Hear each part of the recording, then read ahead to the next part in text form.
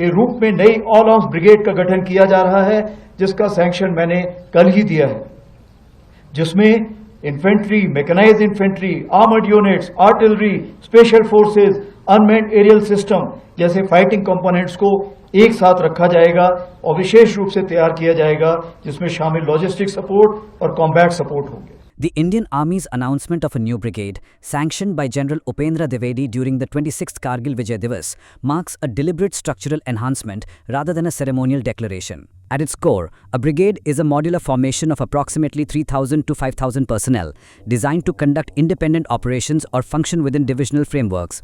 Brigades blend multiple battalions across arms, infantry, armor, artillery, with combat support and service support. In recent years, especially in contested frontier zones, brigades have emerged as theatre assets capable of executing limited objective tasks with maximum operational economy. This newly approved brigade is expected to include mechanized infantry, armored units, artillery, and special forces, each selected not by convention but by strategic necessity. Mechanized infantry equipped with tracked and wheeled combat vehicles ensures survivability and mobility over broken terrain and sub-zero zones. Armored assets, likely T-90 or Arjun MBTs, provide shock action and overwatch, giving the formation assault capabilities under hostile fire.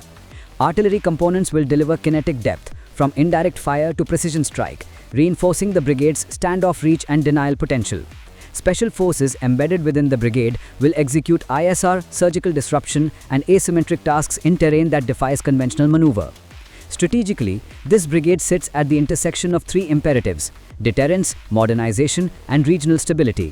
Positioned along the northern frontier, most plausibly the Ladakh-Kargil axis, it is optimized for high-altitude readiness where adversarial activity demands instant reaction.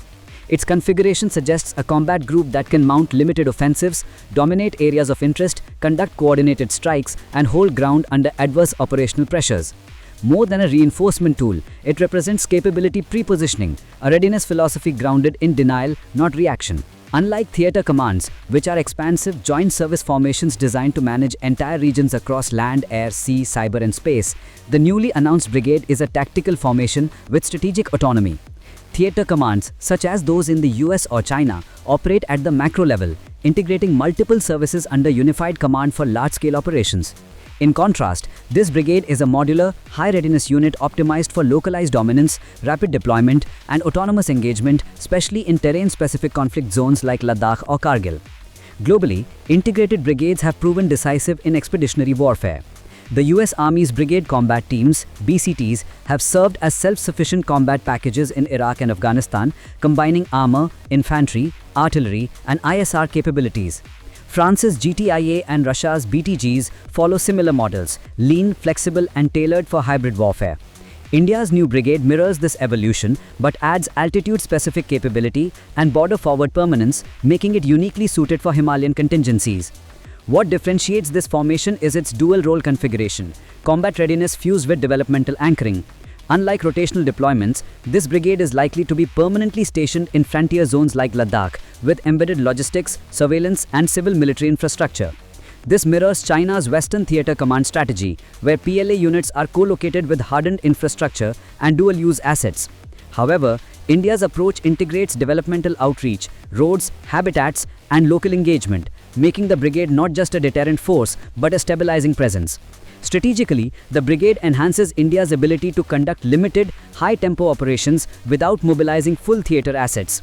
It offers escalation control, rapid retaliation, and area denial, all within a politically calibrated footprint.